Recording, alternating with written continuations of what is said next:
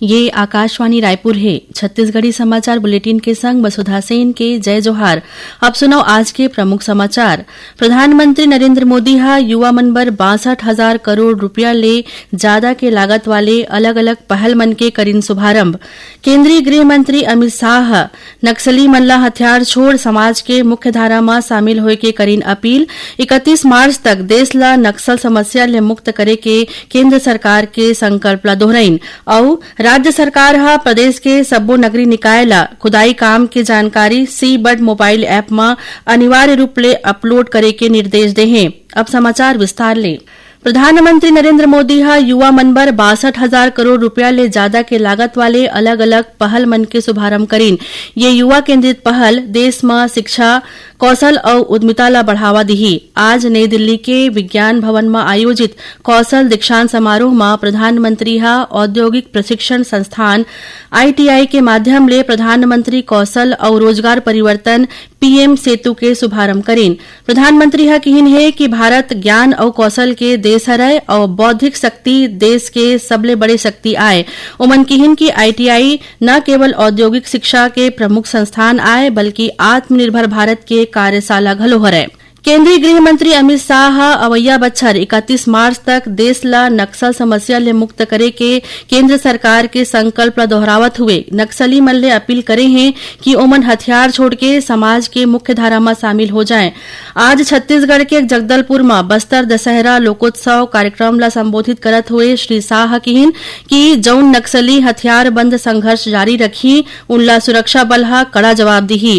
केंद्रीय गृह मंत्री हा कहिन कि नक्सलवाद के समस्या के सेती बस्तर अब तक विकास ले वंचित रहे हैं। फिर आगामी 31 मार्च के बाद नक्सली मन बस्तर के विकास ला नहीं रोक सकें। केंद्रीय गृह मंत्री श्री शाह आज जगदलपुर के अपन प्रवास के दौरान मां दंतेश्वरी मंदिर में देवी मां के पूजा अर्चना करीन। संगे संग बस्तर दशहरा के तहत आयोजित रस्म मूरिया दरबार में घलो शामिल हुईन। ये कार्यक्रम में बस्तर संभाग के रहैया आने आने जनजातीय समुदाय के मुखिया मन उपस्थित रहीन। ये मौका में जनजातीय समुदाय के ये प्रतिनिधि मन अपन समस्या ला घलो साझा करीन। केंद्रीय गृह मंत्री हा कहिन कि मूरिया दरबार लोकतांत्रिक मूल्य मन के प्रतीक जनजातीय समुदाय के आस्था के मिसाल हरय।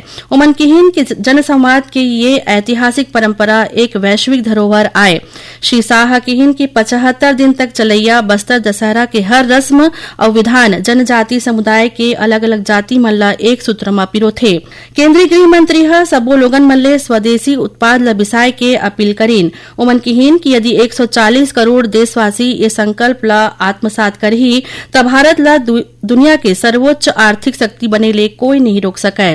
केंद्रीय गृह मंत्री हा आज जगदलपुर में आयोजित बस्तर दशहरा लोकोत्सव और स्वदेशी मेला कार्यक्रम के मौका में मुख्यमंत्री ग्रामीण बस सेवा योजना के शुभारंभ करीन। ये योजना के तहत छत्तीसगढ़ के बस्तर और सरगुजा संभाग के 34 ठन मार्ग में बस चलाए जाही। एखर ले बस्तर और सरगुजा संभाग के दूर दराज और अंदरूनी इलाका में बसे 250 गांव में रहैया लोगन मन ला बस के सुविधा पहुंची।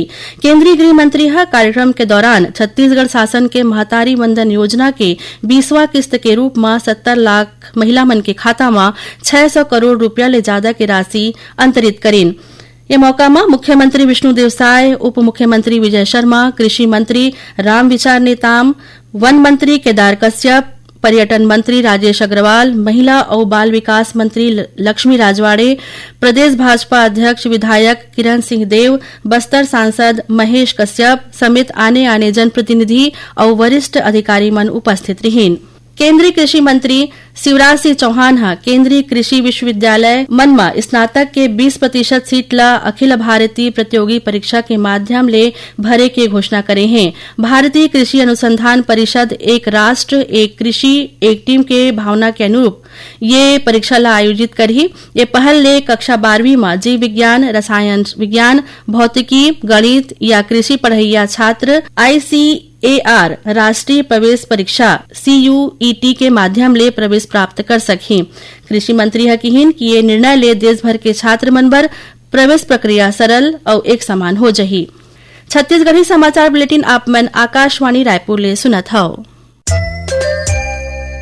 छत्तीसगढ़ के खबर ले है आपकी वास्ता और खबर के विश्वसनीयता ले है हमर वास्ता। आकाशवाणी समाचार रायपुर के प्रादेशिक समाचार बुलेटिन के संगे संग हमार समसामयिक कार्यक्रम आप रेडियो के संग अपन मोबाइल में घलो सुन सकत हो। आकाशवाणी समाचार फेसबुक, ट्विटर और यूट्यूब में घलो हावय। हमार फेसबुक पेज हरे Chhattisgarh news on AIR, Twitter handle CGAIR news और हमार यूट्यूब चैनल हरे छत्तीसगढ़ AIR न्यूज। तो अब रेडियो के संगे संग आपके मोबाइल के माध्यम ले हम आप तक पहुंचत हन। छत्तीसगढ़ के हर खबर बर सुनत रहो आकाशवाणी समाचार। अब आगू बाढ़बो बातें समाचार कोती। राज्य सरकार हा प्रदेश के सब्बो नगरीय निकाय ला खुदाई काम के जानकारी सी बर्ड मोबाइल ऐप में अनिवार्य रूप ले अपलोड करे के निर्देश दे हैं। ये संबंध में नगरीय प्रशासन और विकास विभाग हा सब्बो नगर निगम के आयुक्त, नगर पालिका और नगर पंचायत मन के मुख्य नगर पालिका अधिकारी मन ला परिपत्र जारी करे हैं। संगे संग विभाग हा नगरीय निकाय मन में पदस्थ सब्बो अभियंता मन ला निकाय मन में चलत सब्बो निर्माण कार्य के खुदाई के जानकारी मोबाइल ऐप में जल्द ले जल्द अपलोड करे बर कहे हैं। केंद्रीय स्वास्थ्य मंत्रालय हा सलाह दे है कि 2 साल ले कम उम्र के लइका मन ला खांसी और सर्दी के दवा कोल्ड्रिप सिरप ला झन देवय। मंत्रालय हा ये संबंध में सब्बो राज्य और केंद्र शासित प्रदेश मन के स्वास्थ्य सेवा निदेशक मन ला एक ठन पत्र लिखे हैं। परामर्श में कहे हैं कि आमतौर में 5 साल ले कम उम्र के लइका मन बर ये दवा मन के सलाह नहीं दे जाए। एखर ले ज्यादा उम्र के लइका मन बर घलो खांसी और सर्दी के दवा के इस्तेमाल सावधानी पूर्वक डॉक्टर के सलाह और कड़ा निगरानी के बाद ही करे जाना चाहिए। केंद्रीय स्वास्थ्य और परिवार कल्याण मंत्री जगत प्रकाश नड्डा हा कहिन है कि स्वस्थ नारी सशक्त परिवार अभियान हा 650 करोड़ महिला मन के जांच करके ऐतिहासिक उपलब्धि हासिल करे हैं। सोशल मीडिया पोस्ट में श्री नड्डा हा कहिन है कि ये उपलब्धि महिला मन के स्वास्थ्य ला सशक्त परिवार और समृद्ध समुदाय के केंद्र में रखे के राष्ट्र के सामूहिक संकल्प ला दर्शाते। बीजापुर जिला में बद्देर थाना क्षेत्र के बंदेपारा के जंगल में माओवादी मन डहारे लगाए गए IED विस्फोट ले एक जन महिला माओवादी घायल हो गए है। विस्फोट के बाद घायल महिला के दूसर साथी मन ओखर हथियार ला लेके मौका ले भाग निकलिन। घटना के जानकारी स्थानीय ग्रामीण मन हा पुलिस ला दीन। सूचना मिलते ही मौका में पुलिस के टीम हा पहुंच के ग्रामीण मन के मदद ले घायल महिला माओवादी ला जंगल ले बाहर निकालिन और प्राथमिक उपचार बर जिला अस्पताल पहुंचाइन। मुख्यमंत्री विष्णुदेव साय हा काली संझा राजधानी स्थित अखिल भारतीय वनवासी आश्रम परिसर में उरांव आदिवासी विकास संघ रायपुर डहाल ले आयोजित करम पूजा परब महोत्सव में शामिल हुईन। ये मौका में श्री साय हा कहिन कि करम परब आदिवासी संस्कृति और पूर्वज मन के अमूल्य धरोहर हरै। ये संस्कृति और परंपरा ला जीवंत बनाए रखना न केवल हमर जिम्मेदारी आए बल्कि नैतिक कर्तव्य घलो हरै। आकाशवाणी रायपुर के प्रादेशिक समाचार एकांश डहाल ले प्रस्तुत कार्यक्रम जिले की चिट्ठी के प्रसारण काली संझा 6:05 ले 6:10 तक करे जाही। ये कार्यक्रम ला छत्तीसगढ़ स्थित आकाशवाणी के जम्मू केंद्र एके संग्रहारी लेकर ही ये बखत के अंक में बलौदाबाजार भाटापारा जिला के गतिविधि के बारे में जानकारी दे जाही। रायपुर सदर बाजार इलाका में स्थित शिवाजी ज्वेलर्स के एक जन सराफा व्यापारी के हाथ पांव बांध के अज्ञात आरोपी मन 46 किलो चांदी के गहना लूट लीन। एकर कीमत करीब 1.5 करोड़ रुपया बताए गए है। घटना के जानकारी मिलते ही पुलिस मौका में पहुंचिन और इलाका में नाकाबंदी कर आरोपी मन के तलाश शुरू कर दे है। आखिर में प्रमुख समाचार एक फेर। प्रधानमंत्री नरेंद्र मोदी हा युवा मन बर 62,000 करोड़ रुपया ले ज्यादा के लागत वाले अलग अलग पहल मन के करीन शुभारंभ। केंद्रीय गृह मंत्री अमित शाह नक्सली मन ला हथियार छोड़ समाज के मुख्य धारा में शामिल होए के अपील करीन। 31 मार्च तक देश ला नक्सल समस्या ले मुक्त करे के केंद्र सरकार के संकल्प ला दोहराइन। और राज्य सरकार हा प्रदेश के सब्बो नगरीय निकाय ला खुदाई काम के जानकारी सी बर्ड मोबाइल ऐप में अनिवार्य रूप ले अपलोड करे के निर्देश दे हैं। एक संग छत्तीसगढ़ी समाचार बुलेटिन यही सिरावत है। जय जोहार।